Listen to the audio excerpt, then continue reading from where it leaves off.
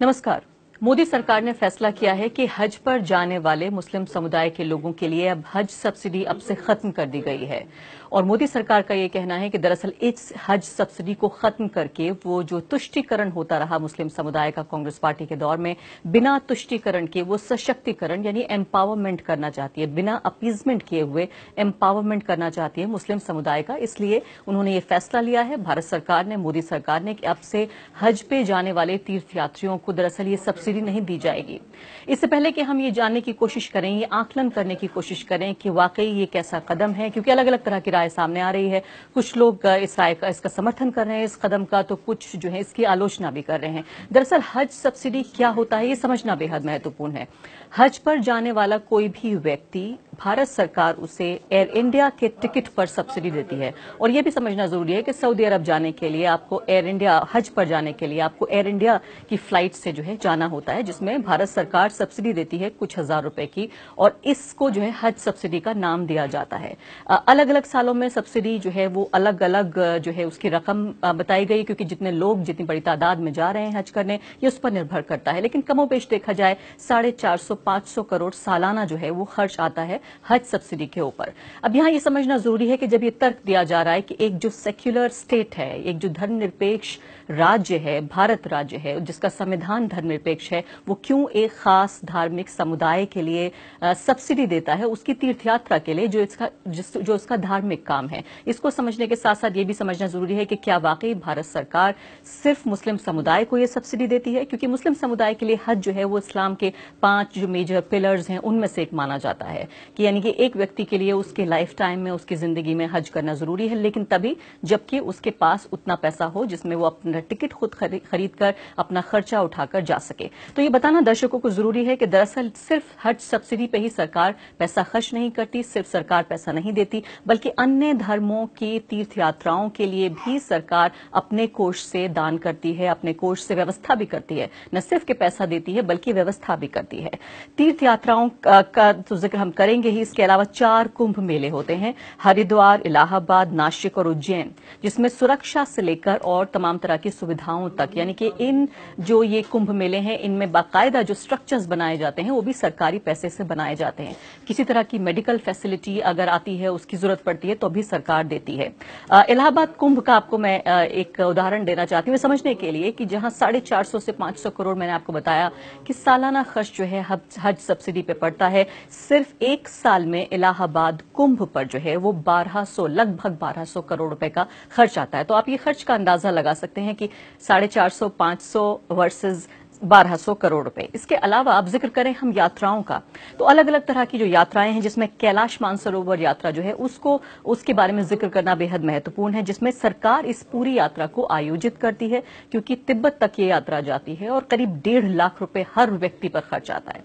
1.5 लाख पर पर्सन खर्च आता है कैलाश मानसरोवर यात्रा पर। मध्य प्रदेश सरकार का जिक्र करें तो हम केंद्र सरकार की बात करें, लेकिन राज्य सरकारें, अलग अलग राज्यों की सरकारें भी पैसा देती हैं तीर्थ यात्राओं के लिए, उनके इंतजाम में या उनकी व्यवस्था करने में, मेडिकल में, सिक्योरिटी में। न सिर्फ के पैसा खर्च होता है बल्कि जो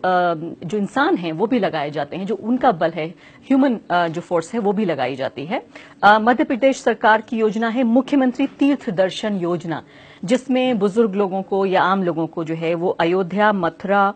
भेजा जाता है दर्शन के लिए, तीर्थ यात्रा के लिए। इसके अलावा सेंट थॉमस चर्च भी भेजा जाता है केरल।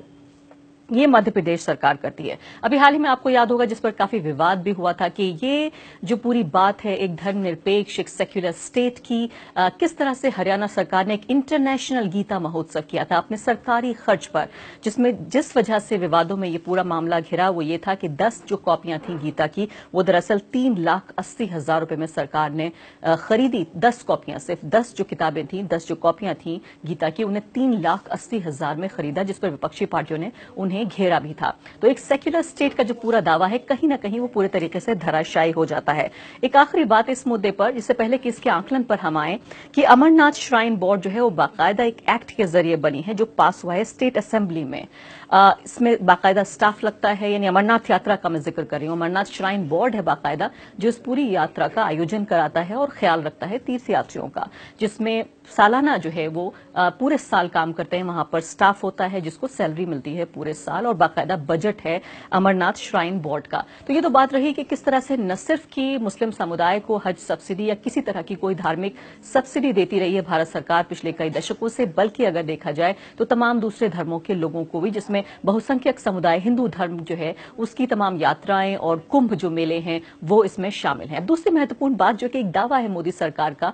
वो ये है कि बिना अपीजमेंट के, बिना तुष्टीकरण के जो है वो सशक्तिकरण करना चाहती है, एम्पावरमेंट करना चाहती है मोदी सरकार मुस्लिम समुदाय का। यह सवाल ये उठता है कि किस तरह से आखिर ये सशक्तिकरण होगा, किस तरह से ये देखा जाएगा कि सशक्तिकरण हो रहा है। जानकार ये पूछ रहे हैं, मैं भी सवाल पूछती हूँ मोदी सरकार से, भारत सरकार से आज ये सवाल पूछती हूँ कि क्या वाकई मोदी सरकार सचर कमेटी की रिकमेंडेशन, जो सिफारिशें थी सचर कमेटी की 2006 में, सचर कमेटी मनमोहन सिंह की जब वो प्रधानमंत्री थे उनके कार्यकाल में, जब जो है इसकी सिफारिशें आई जिसमें बताया गया कि दलित समुदाय से भी पिछड़ा है, सामाजिक और आर्थिक अगर धरातल पे देखा जाए तो दलित समुदाय से भी पिछड़ा है मुस्लिम समुदाय, चाहे वो नौकरियों में जिक्र करें या उनका जितनी बड़ी तादाद में उनके पास जमीनें हैं, बल्कि ज्यादा से ज्यादा मुस्लिम समुदाय के लोग जेलों में पाए जाते हैं अपनी तादाद से, अपनी आबादी से कहीं ज्यादा। क्या वाकई अगर बिना तुष्टीकरण के सशक्तिकरण करना चाहती है मोदी सरकार, तो क्या सचर कमेटी की रिकमेंडेशंस को वो लागू करेगी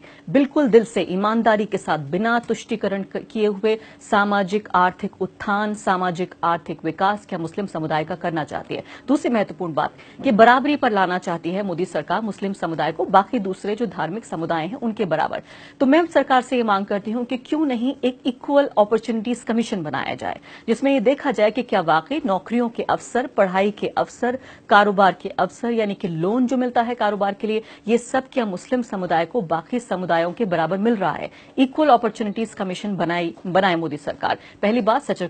कमेटी की रिकमेंडेशन जो है वो लागू की जाए, दूसरी बात इक्वल अपॉर्चुनिटीज कमीशन बनाया जाए, और तीसरी महत्वपूर्ण बात, जब जान माल की सुरक्षा की बात आती है, सबसे ज्यादा असुरक्षित महसूस करता रहा है मुस्लिम समुदाय, चाहे वो दंगों का जिक्र हो जिसमें गुजरात दंगे भी शामिल हैं और बाकी शहरों में भी दंगे होते रहे हैं, बिहार में भी हुए हैं, लेकिन गुजरात दंगा 2002 का ऐसा था जिसमें पूरी दुनिया में जो है वो भारत की बदनामी हुई, पूरी दुनिया की हेडलाइंस में अभी तक जो है वो गुजरात दंगा छाया रहा। तो क्या वाकई जो कम्युनल वायलेंस बिल जो पिछले एक दशक से भी ज्यादा पड़ा हुआ है, क्या मोदी सरकार इस बिल को पास करेगी? ट्रिपल तलाक बिल बहुत तत्परता के साथ, बहुत ज्यादा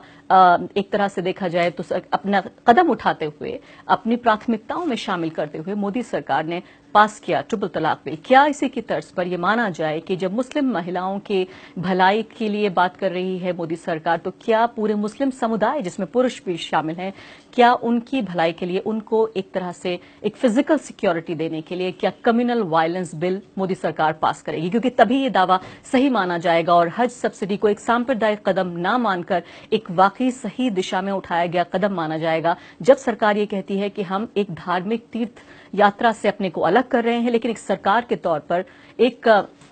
देश के तौर पर, राज्य के तौर पर जो जिम्मेदारी है सरकार की सामाजिक और आर्थिक उत्थान की एक समुदाय की, और खासकर वो समुदाय जो कि एक रिलीजियस माइनॉरिटी है, एक धार्मिक अल्पसंख्यक समुदाय है, उनके उत्थान के लिए क्या वाकई इक्वल अपॉर्चुनिटीज कमीशन बनाएगी मोदी सरकार, सचर कमेटी के रिकमेंडेशन को लागू करेगी मोदी सरकार और कम्युनल वायलेंस बिल पास करेगी मोदी सरकार? तभी सही मायनों में यह माना जाएगा कि वाकई भलाई चाहती है, बिना तुष्टीकरण के सशक्तिकरण करना चाहती है मोदी सरकार, वरना इसको सिर्फ और सिर्फ निरा एक सांप्रदायिक कदम माना जाएगा मोदी सरकार के जरिए।